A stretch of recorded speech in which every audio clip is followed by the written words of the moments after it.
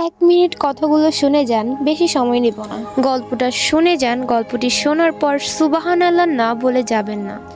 আজকে কোনো horror story বা ফানি স্টোরি বলবো না। আজকে আমাদের প্রিয় নবী হযরত মুহাম্মদ সাল্লাল্লাহু আলাইহি সাল্লামের জীবন কাহিনীর মধ্যে একটা গল্প তোমাদেরকে শোনাবো। আমাদের প্রিয় নবী হযরত মুহাম্মদ সাল্লাল্লাহু আলাইহি সাল্লামের ঘটনা।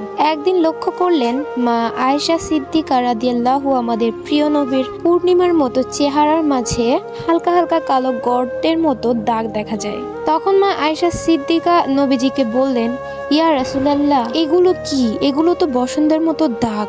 যদি এগুলো বসন্ত হয়ে থাকে তাহলে আপনি আল্লাহর কাছে দোয়া করুন, আপনার এগুলো পরিষ্কার হয়ে যাক। তখন আমাদের দয়ার নবী, মায়ার নবী চোখের পানি ফেলে বললেন, হে আয়েশা, এই দাগের কথা জানতে চেও না। এই দাগের কথা মনে হলে আমার কলেজায় মানে না রে আয়েশা। শোনো, এগুলো বসন্তের দাগ নয়, এগুলো হচ্ছে তায়েফের জমিনের যুবকদের পাথরের আঘাতের দাগ। আমি যখন ইসলামের দাওয়াত দিতে গিয়েছিলাম তখন যুবকরা আমাকে 1বার নয়, 2বার নয়, 3বার পাথরের আঘাত করে আমাকে বেহুশ করে দিয়েছিল।